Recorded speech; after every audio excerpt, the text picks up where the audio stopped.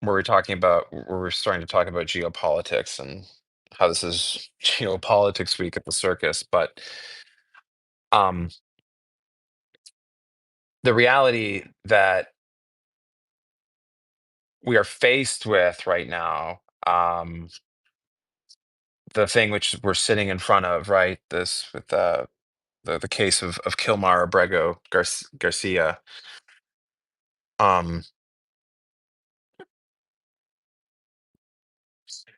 I mean, I mean, it really is bothering me. I mean, the character of these people has been revealed, right? I mean, this is the human indignity, um, plainly, that this case represents is. I mean, we can get in. I'll get into the constitutional dimensions of this and what I think sort of politically. But I mean, I want to. I'm going to give myself permission to ground myself in sort of the basics of human dignity and morality that have honestly nothing to do with the Constitution and nothing to do with politics. This is a man that has done nothing wrong.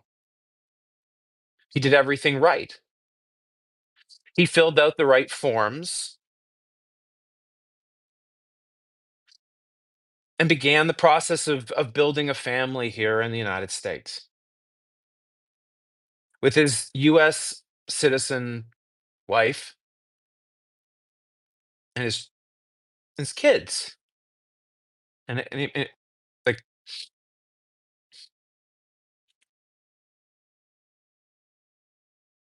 there's no nuance of legal procedure like to grapple with here.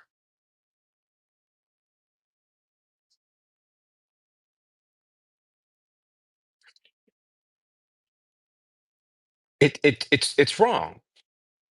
It's just wrong.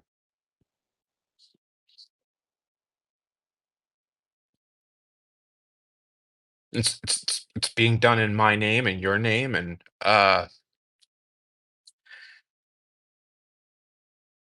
the symbols and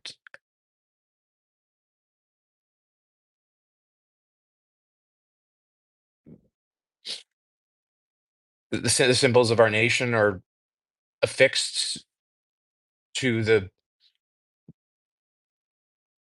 official acts that have led to this,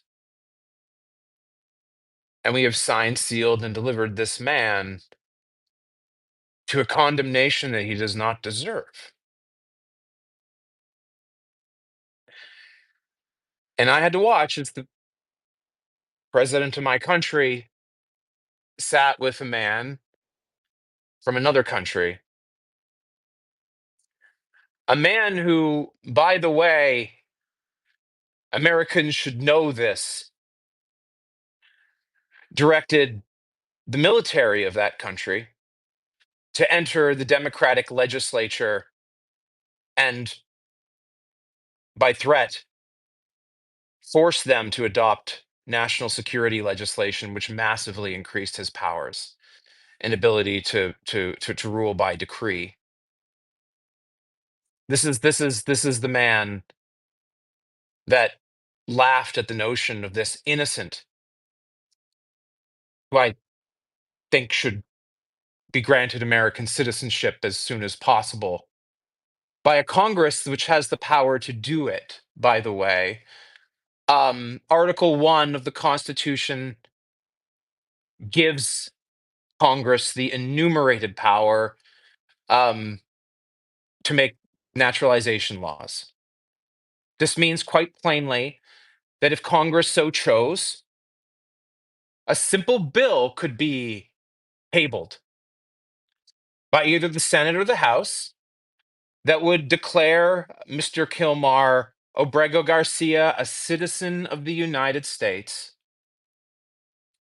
which he deserves to be, because he's way more of an American, in my opinion, than these men who sat in the Oval Office and carelessly laughed at the lot in life that they have now left for him, a prison in El Salvador under the command of a foreign dictator.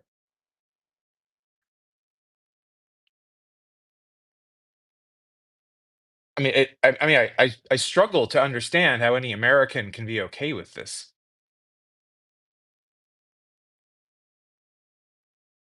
I don't care if the world sees my tears and sees I have tears in my eyes. I want them to see that I can feel, because I do feel.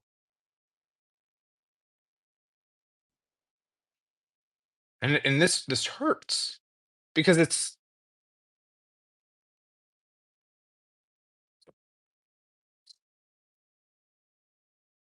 and I'm so ashamed. I'm so ashamed of, I just want to say this, to any of my friends or family that have turned away from me on disagreements over this. I'm ashamed. I'm ashamed of you.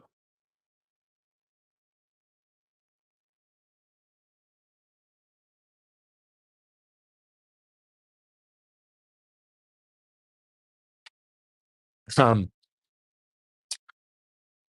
well, can everybody hear me? Sorry. Um, sorry. Hold on one second. Well,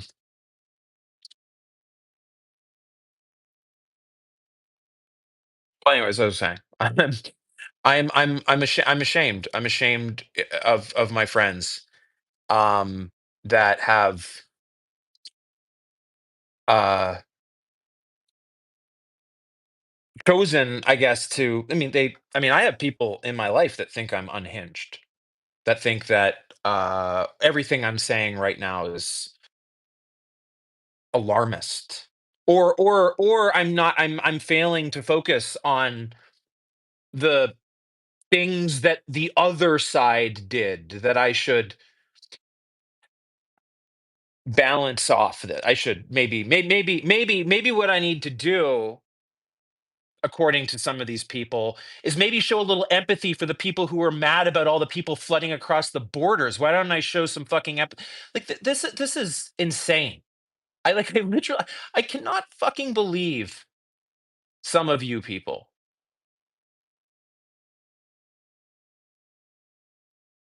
And that's where your mind would go as you bring up something like this, which is obviously a tragedy. I mean, a travesty, a moral travesty.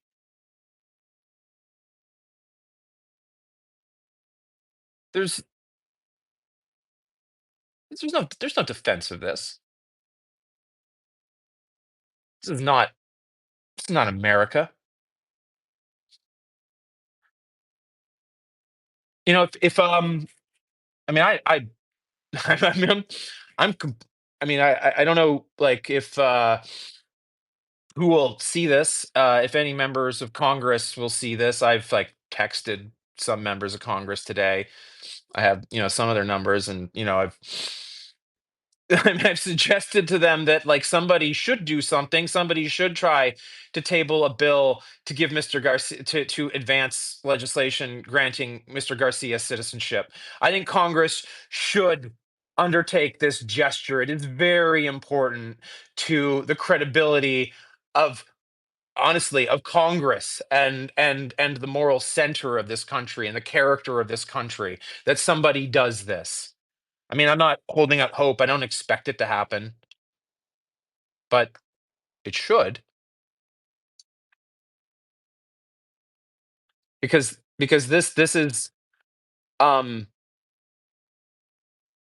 if this can be allowed to stand, I am very, very pessimistic about our prospects for saving this republic. This is a travesty. And yes, I'm aware that Mr. Garcia is not a citizen, And many of your MAGA friends will retreat to this trite position that in him not having citizenship, that like any sort of exceptional concern granted him is manifestly unfair to the rest of us who are. This is bullshit. This is bullshit. Do not accept this moral abdication from people. Our country does owe this man its hand because we put him there, and his family are Americans.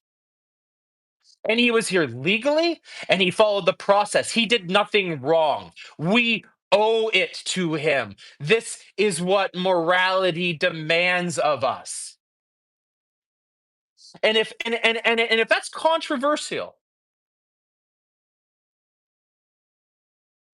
if that offends you, if you're a Republican in Congress and that is something that you cannot vote for, then I am going to have a really hard time convincing myself that you are, in fact, yourself an American. It seems to me like you are a traitor, and a seditionist to the project that the revolutionaries that declared their independence on July 4th, 1776. We should read, I think, maybe the Declaration of Independence. Don't you? Don't you think we should read the Declaration of Independence? I love the Declaration of Independence. I've actually memorized most of it, but maybe we should read it with some commentary, with some historical framing, that maybe we should think about this for a moment, what this document says. Um, the Declaration of Independence, for those of you who don't know, was written by Thomas Jefferson. Um, he was like in this historical understanding of how Jefferson came to pen it, right? He was the representative from Virginia, right, in the Continental Congress. Um, and he kind of like was like reluctantly uh initially conscripted by the pro-independence wing of the Continental Congress into sort of being its author. And there's like a whole fascinating like story behind that. Um,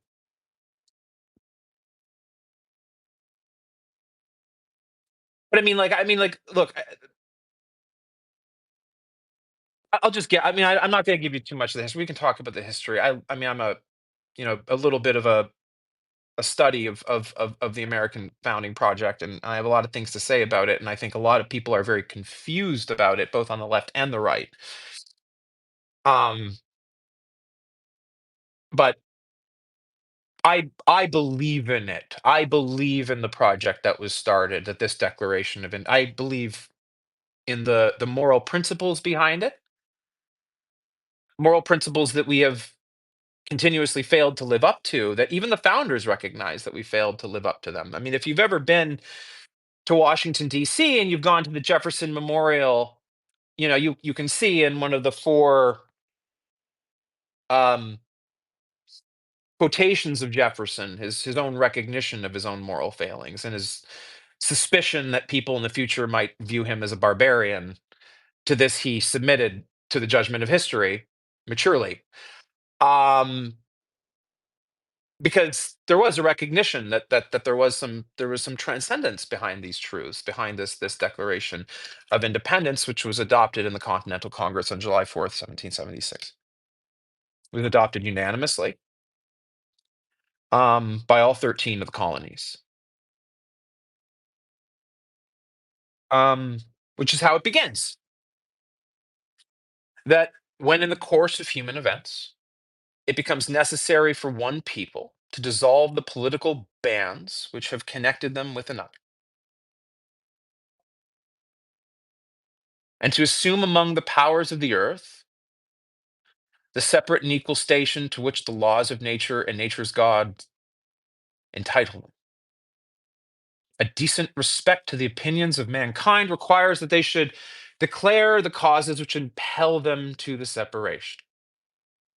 What the founders are saying here, fellows, is that they believe now that some higher truths about humanity need to be said and need to be spoken to power. In this case, it was to the King of England for talk about the history around that. But our founders continue, or Jefferson in this case, who had the pen when he wrote this declaration. We hold these truths to be self-evident, but that they're obvious that these things are true, that all men are created equal, that they are endowed by their creator with certain unalienable rights, meaning things that we can't take away from one another. We're not allowed to take these things away from one another. That's what it means for them to be inalienable rights. Nobody has the right to separate us from these normative moral commitments that we are allowed into our own life. We all believe this. This is the Declaration of Independence is a beautiful document speaking basic truths that we all believe when we get up out of bed in the morning. Among these rights, right, are those of life, liberty, and the pursuit of happiness. This framing is important because it says to us that the meaning of our life is something that we're responsible for pursuing, for building ourselves, for discovering ourselves within a shared commitment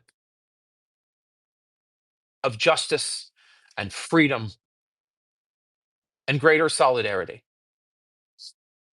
But we don't we don't tell people what their lot in life is. We let them create it for themselves. We pursue our happiness. And our government exists to protect us in this endeavor, not to tell us what it is to be happy. The government has no business doing that. It's very important, very critical component of liberal ethics. That to secure these rights, and I think we all agree these are important rights that should be secured for all of us. We all deserve these rights. Governments are instituted among men, deriving their just powers from the consent of the governed. This is, you know, um, one of the most radical statements in the history of politics on this planet that we have come to in our Declaration of Independence. This notion of self-government, the notion that none of us seeks to rule. We seek to serve a common good, a common rule of law, and that it is necessary for us to find custodial leaders who will temporarily help us manage through our challenges as a society. We elect these people through elections. And through those elections, we grant them legitimacy because we ensure that we participate collectively in the political project. This is the act of the legitimation of authority, a contained authority, whose responsibility it is to protect those rights we just talked about. That's why we put them there. It's why we elect them. And it's why we have the power to impeach them and remove them and vote them out of office if they do not do those things. This is our responsibility. This is our power as people. We are not ruled. Americans are not a ruled people. We rule ourselves. And this is what the founders meant.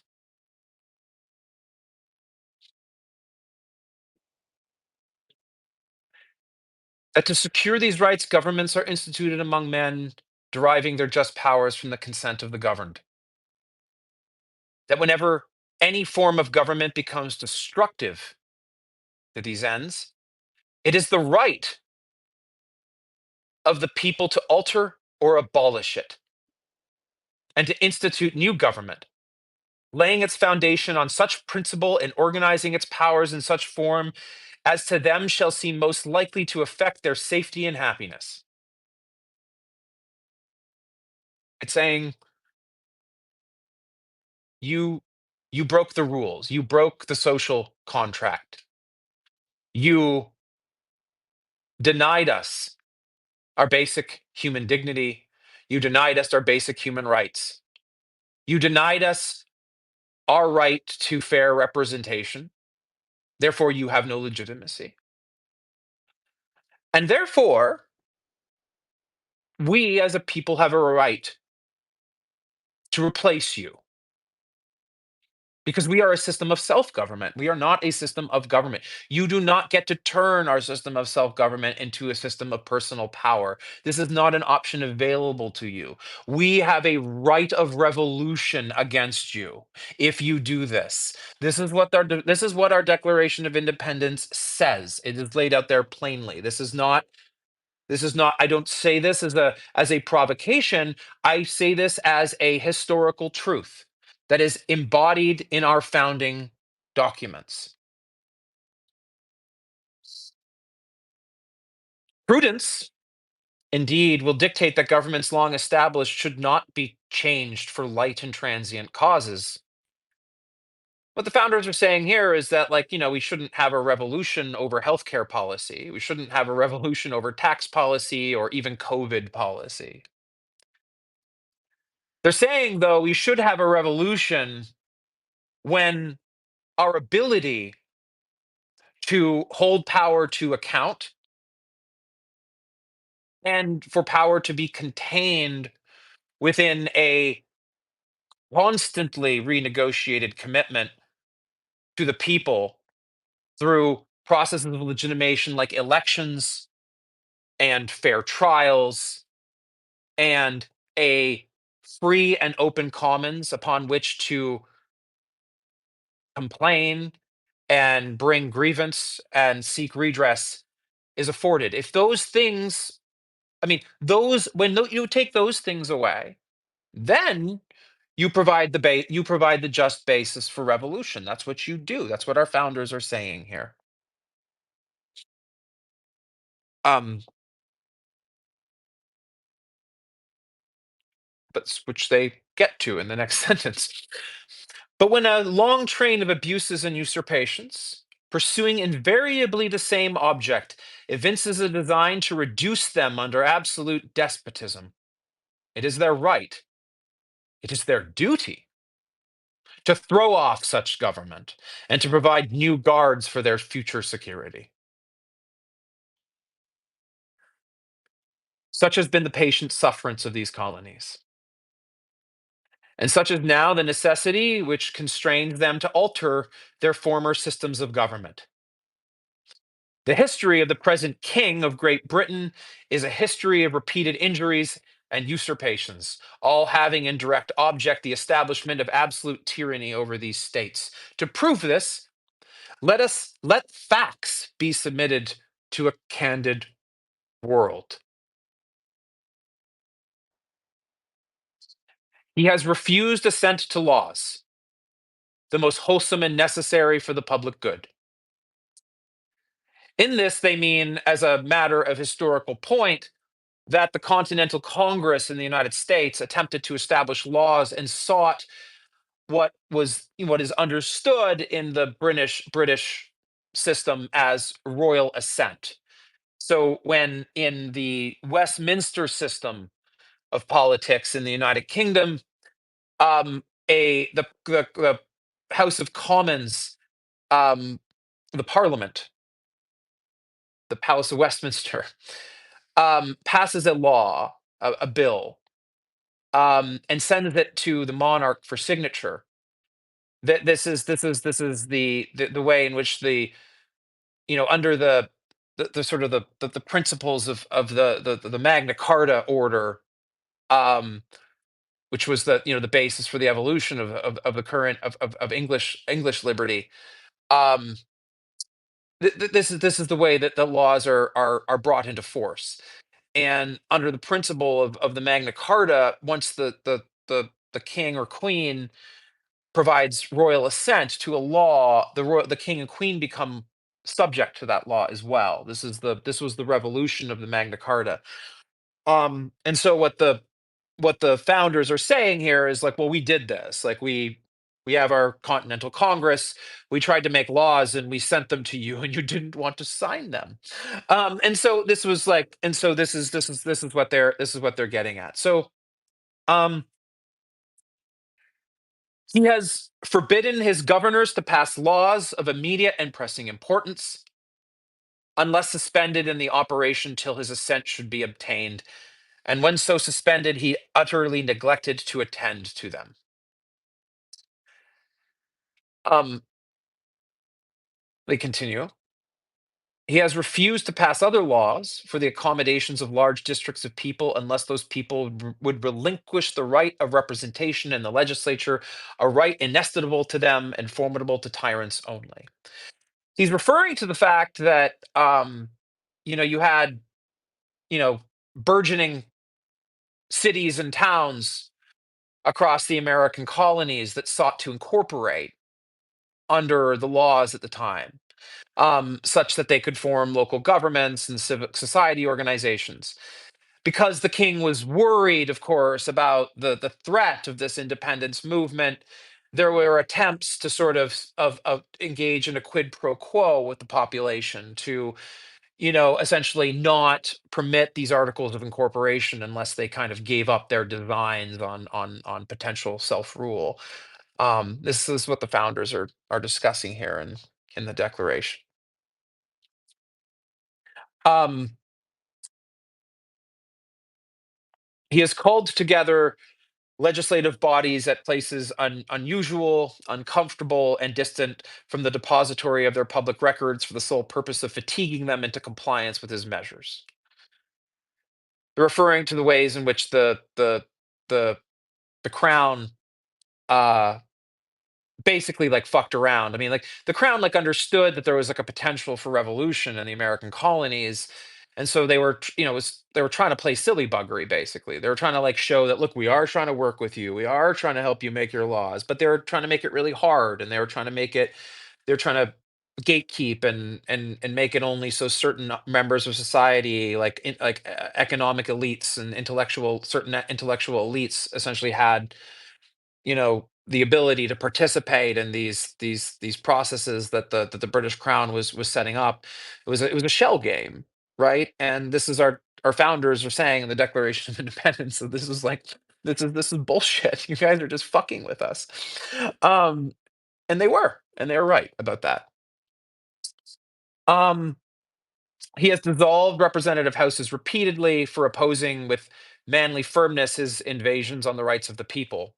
Basically, the king dissolving elected assemblies in the colonies when the elected assemblies voted themselves rights. So this is we continue our founders list of grievance. Um, he has refused for a long time after such dissolutions to cause others to be elected, whereby the legislative powers incapable of annihilation have returned to the people at large for their exercise, the state remaining in the meantime exposed to all the dangers of invasion from and without the convulsions within. They're referring to, I mean, there was like, obviously the war of like, there was, I mean, there was obviously conflicts, right? Within the within North America, um our founders are basically saying that like they feel like they're pawns in the games of foreign powers, and that doesn't feel fun. That doesn't feel like a good that's not a good place to be. um he has endeavored to prevent the population of these states for that purpose of obstructing the laws of naturalization of foreigners, meaning like allowing people to become citizens of these colonies, for various reasons. refusing to pass others to encourage their migrations hither, and raising the conditions of the new appropriation of lands. Um, Basically, like the crown remotely controlling the control of land and property, in ways that prevent sort of the organic development of sort of community and commerce and civil institutions within the colonies. Um, and so um, we have some more to get through. Some of this is going to start becoming a little more relevant to our current moment as we work our way through the declaration here. I didn't know I was going to be doing this. I wasn't planning on this. This is completely off the cuff, by the way, everybody. Um, he has made judges dependent on his will alone, for the tenure of their offices and the amount and payment of their salaries. Um, basically the crown's like manipulating like judges of the courts and stuff like that, to come to rulings that are um in service of the crown's interests, contra the public interest. Um, he has erected a multitude of new offices and sent hither swarms of officers to harass our people and eat out their substance. Um, you know, they're referring to, the founders here in the Declaration of Independence are referring to something which was particularly maddening, right? And was, um, part of like the sort of the background radiation, the environmentals that led to like the Boston Tea Party that we all sort of like talk about, right? Which is the sort of the use of general warrants, right? Normally, like even within sort of like British law, we understand this, that like if the police are going to come into your home, and search your belongings, uh they have to sort of prove to the court that they have like some justifiable reason for doing so, some reasonable suspicion of a crime. Um and and so one of the things that was done right in the early American colonies by the British, by their British rulers, was the employ of general warrants, basically saying that like we can search any home in the city of Boston at any time. and so and they did this, right? And the redcoats, right, would walk around and enter people's homes, and people were carried away and taken to be sort of tortured and interrogated, and people were terrorized. Um, and so, and that was obviously a lesson that played very, very heavily into the writing of our Constitution, which was adopted, a few decades later in 1787. But I mean, that's sort of what our founders are talking about there in that line of the Declaration of Independence. For those of you who don't know, um, he has affected to render military independent of and superior to civil power. He has combined with others to subject us to the jurisdiction foreign to our Constitution, unacknowledged by our laws, giving assent in acts of pretended legislation. Um, eh, there's a lot to unpack there here.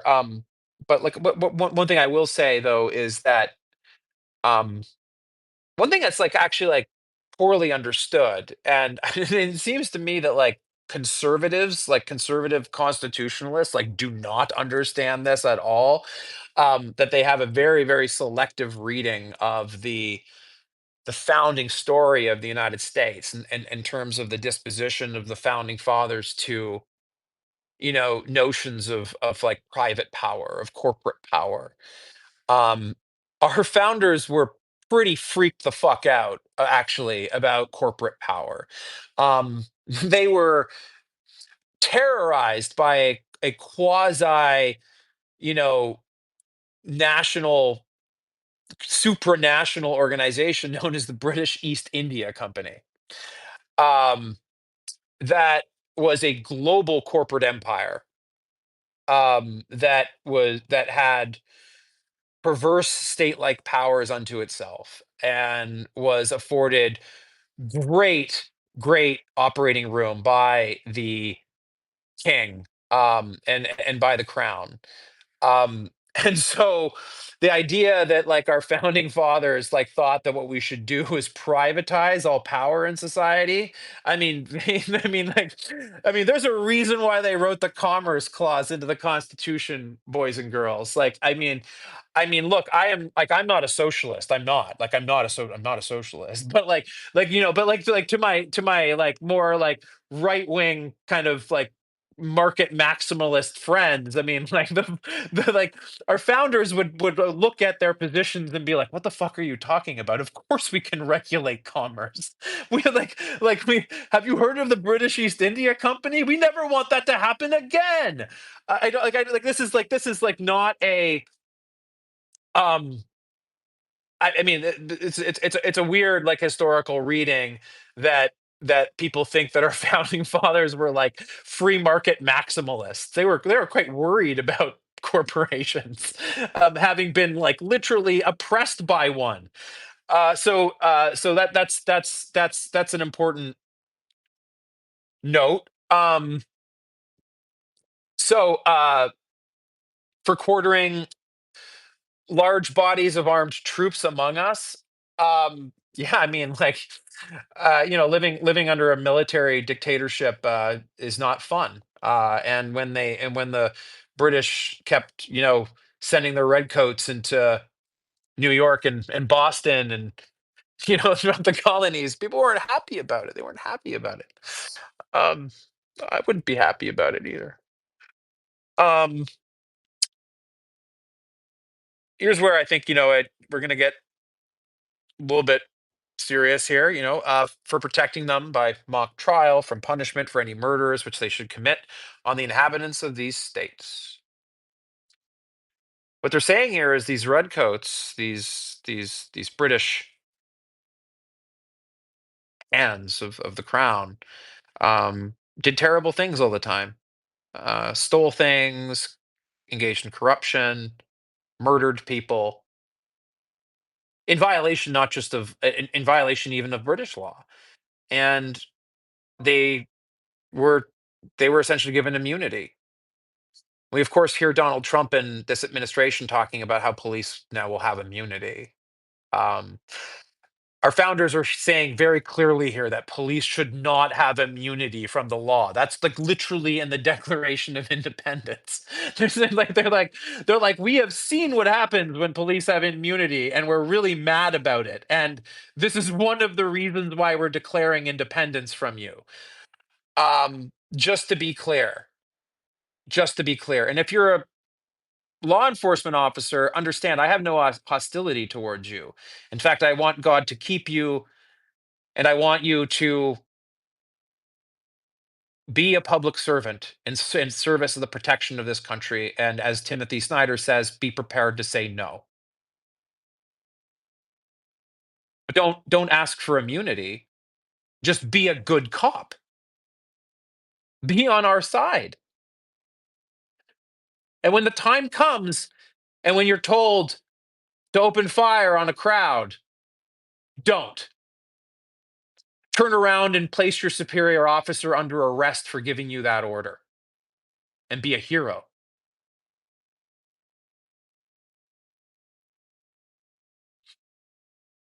That's what you should do if you're a law enforcement officer listening to this and you're a patriot.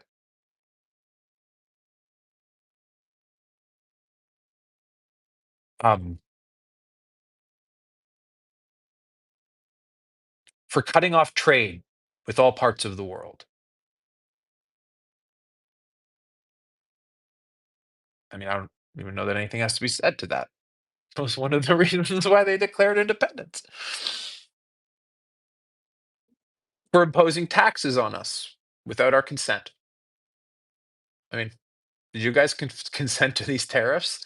And technically, Congress is supposed to be the ones who set tariffs, and they just gave Trump the power to do it unilaterally.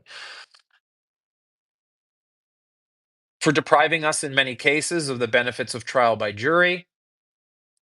I mean, did Mr. Garcia? Was sent directly to El Salvador. He didn't get to see a courtroom. I mean, I'm just saying. I mean, I mean, I mean, if the founders were here, I mean, like I think they might have a problem with this just based on reading the Declaration of Independence. Um, for transporting us beyond the seas to be tried for pretended offenses, for sending citizens overseas, sending people overseas against their wills. What are we talking about right now? What was President Bukele and Donald Trump talking about yesterday? Because this is treason. This is treason. Our founders would agree. They're laying it out for you right now. I'm reading the Declaration of Independence to you. I didn't make this up to fit this moment.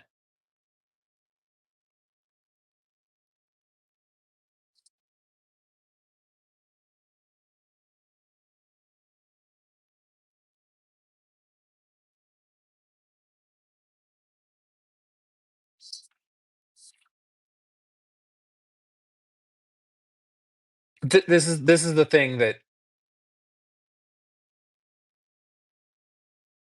you have to understand.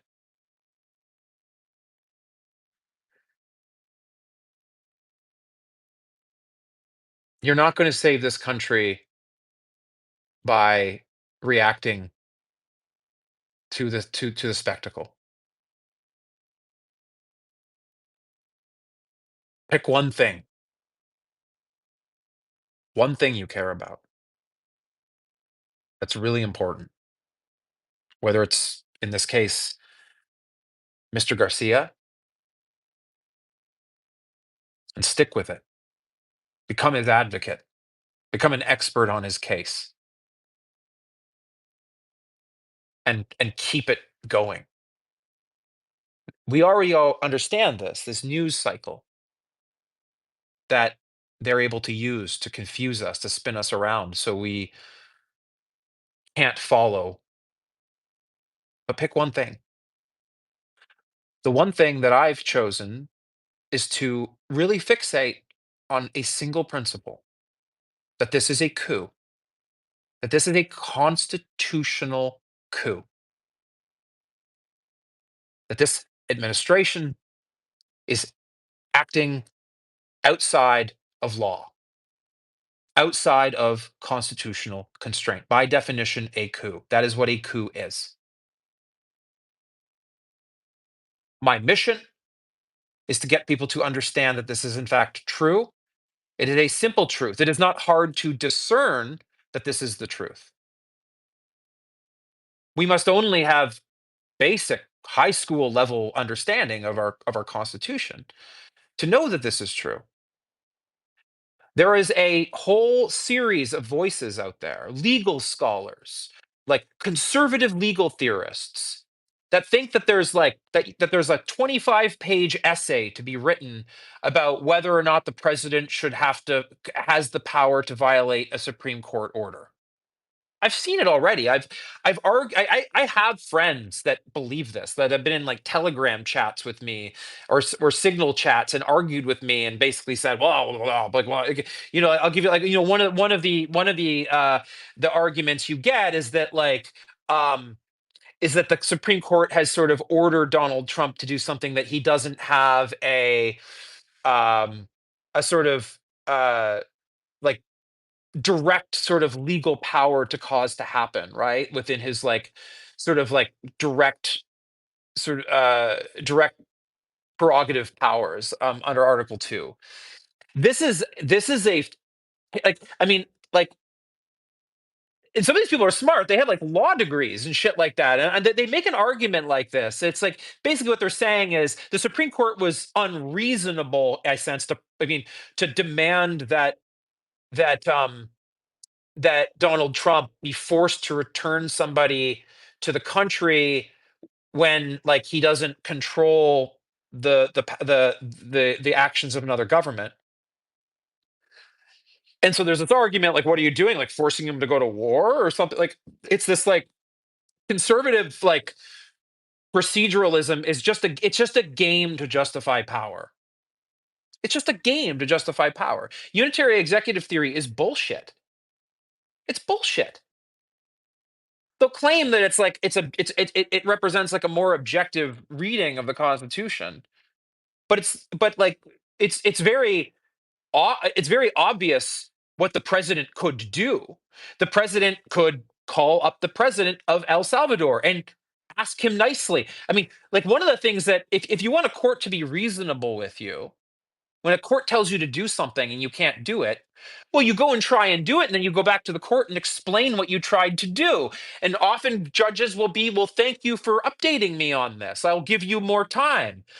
I mean, that would be reasonable. If the Supreme Court were to say to Donald Trump, like, you need to bring this man back, and Donald Trump calls Bukele up and says, like, look, it's going to take a few weeks to bring him back, and the court says, well, explain to us what you've done to comply with this order. Well, I gave him a phone call. I'm doing like this is what you do. You try to cooperate with the court to come into compliance with an order. You don't just say like, you can't order me to do something. I can't do this. That's bullshit. And any of your like these I've lost so much fucking respect for conservative legal scholars when they um when they like fucking like basically get into these proceduralist details like this. Like I don't know what the fuck they're talking about. I don't know what the fuck they're talking about. Donald Trump could make the request, the next guy would be here in a minute. I mean, Trump is way more powerful than Bukele. Of course, Bukele will hand him over if Trump makes the demand.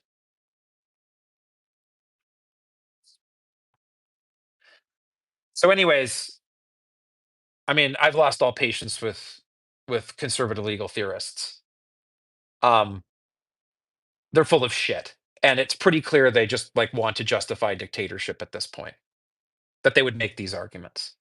These arguments are nonsense. Nonsense. Like I mean, if you were to get into a time machine and go back 50 years ago, you wouldn't be able to find a single fucking constitutional lawyer who would buy these arguments. It's the fact that that we have all these like constitutional like lawyers today that buy these arguments is the result of like this like weird fucking originalist textualist like thing that started to grow in the 1970s out of the conservative, this conservative movement, which really was just sort of like backing into a way of like deconstitutionalizing like Franklin Delano Roosevelt's New Deal. That's what it was always about. And it's grown into this other things. And now reactionaries have sort of like reached onto it. And now you have this like monstrous, like, legal doctrine, which essentially just hollows out any ability to constrain executive power. It's bullshit. Unitary executive theory is bullshit. I don't give a fuck like how like you can send me all the academic works you have on it. At the end of the day, it's like very, very simple. They think they'll claim that they're like, well, actually, like ours is actually simpler because yours is like, well, it's like it's living tree doctrine. Blah, blah, blah. They have like this sort of like position that their system is actually more simple because it's textual and it only focuses on like original intent and stuff like that, like which we've already established they don't actually understand the original intent of the founders. We've talked a little, we just read the Declaration of Independence. Like they couldn't possibly believe these things. I mean, it's facially absurd on its face. So yeah, I mean, yeah, if you're a Republican member of Congress, you want to prove to me you're not a coward, put a bill on the floor that declares that Mr. Garcia is a citizen of the United States, and and and and pass it in the House with a veto-proof majority, so Trump can't veto it, and bring Mr. Garcia home.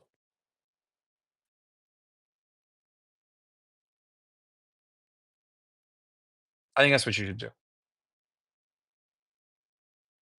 So we'll see. Um, Anyways, I got another Substack live tomorrow. Like I said, this one wasn't planned. It was just really bothering me, and I felt I had to say this. So thank you, everybody. I'll talk later.